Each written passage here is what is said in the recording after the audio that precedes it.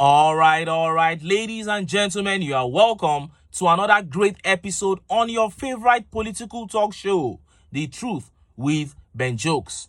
Now, the northern and southern factions of the APC have never really had genuine love for each other.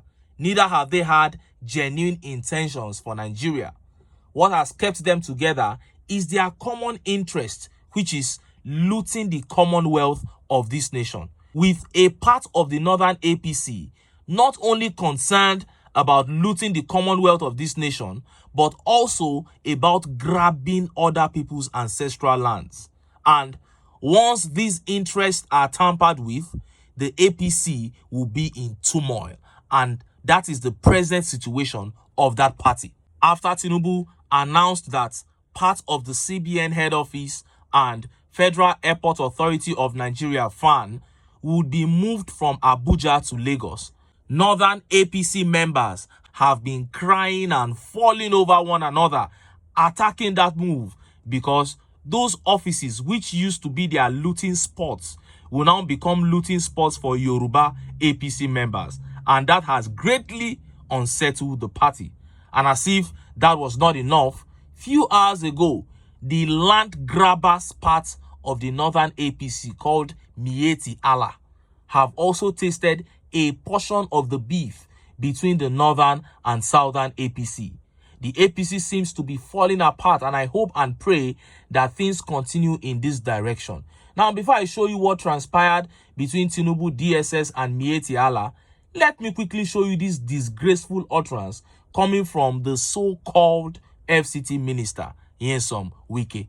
Look at how the papers reported it. Wike dismisses rising kidnap cases in Abuja as political propaganda. Wike, Minister of Federal Capital Territory, has dismissed the high rate of kidnappings in Abuja as propaganda sponsored by politicians. Mr. Wike, in a press briefing with journalists on Monday, said criticism against him and TINUBU regarding their handling of security matters were uncalled for. Some of these things are political. The so-called alarm. Some politicians are bent on making sure the government does not survive by creating unnecessary tension, by carrying propaganda, like something just happens here. They tell you it has happened 25 times. You must understand how our system works, stated Mr. Wike. He added, there are blackmailers who are paid. Tell me how my going home on Friday affects not taking security seriously. The only time they kidnap is when I'm not around on Saturday. So they don't kidnap on Monday to Friday. You now see it is political. That is propaganda. That is blackmail.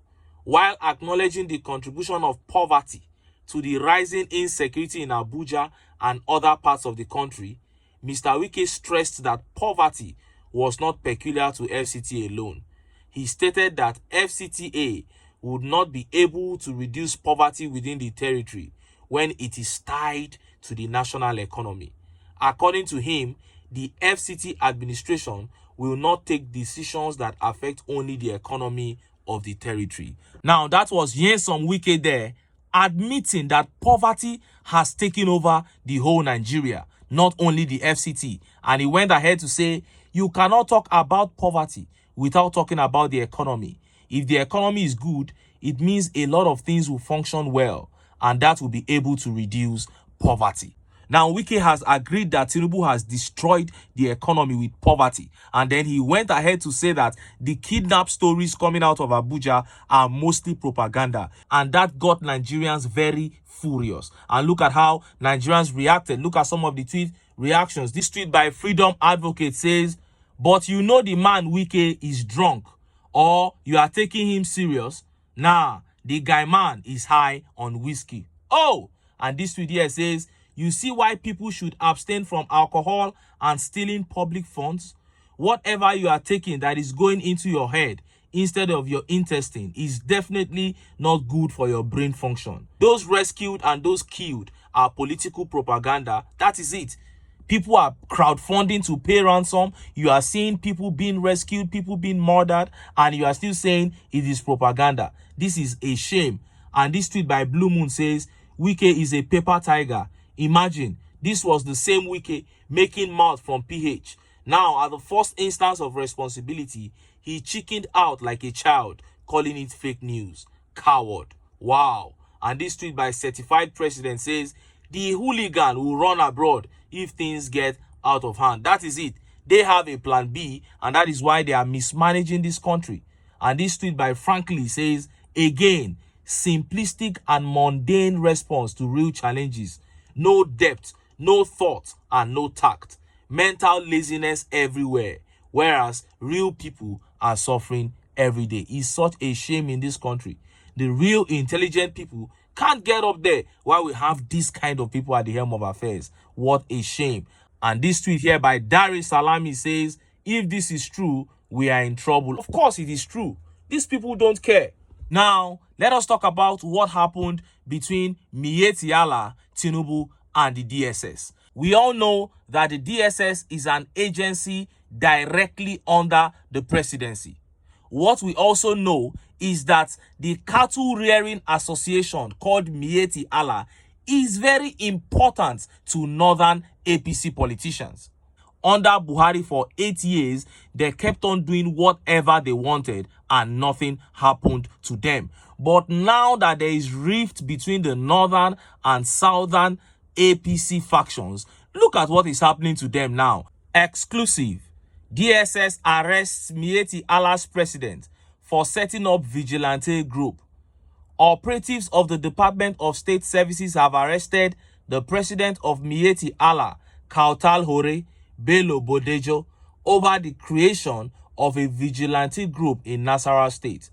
Bodejo was arrested on Tuesday at the Miyetti Allah's head office, Tudumalia Cattle Market, Kilometer 22, Abuja Kefi Expressway, Tudunwada, Karu local government area of Nasarawa State. The DSS operatives, alongside some soldiers of the Nigerian army, were said to have stormed the Miyetti Allah's head office close to Goshen Church at about 3:40 p.m. on Tuesday as they drove off after arresting Bodejo at the gate. A DSS source who confirmed the arrest to our correspondent revealed that Bodejo was arrested over fears that the creation of the Nomads Vigilante Group could cause violence across the country. He added that the group was not registered with the DSS, the police, or any other security agency.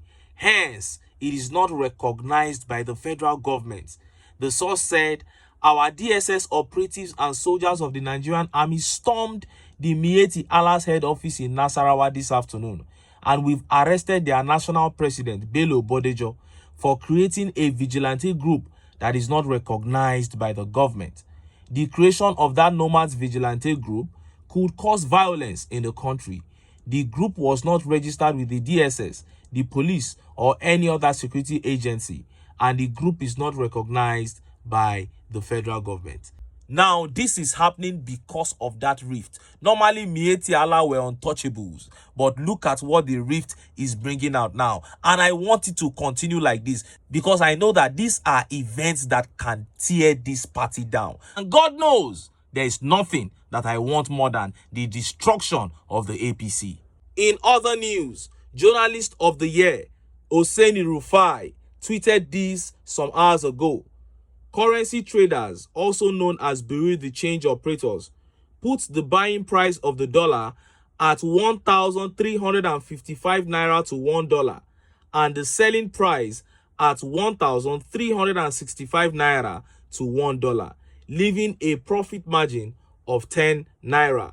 A BDC operator in Lagos, who identified as Aliyu, said demand for the greenback has continued to increase. Now, that is the present exchange rate at the Bureau de Change, and that is effectively where you can get dollar. You can't get dollar in the bank. This is where people go to get it, and they said you can get it for 1,365 naira to $1, and if you want to sell, it's 1,355 naira they will buy from you.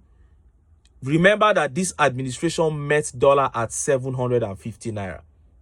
And we are not even 1 year in yet.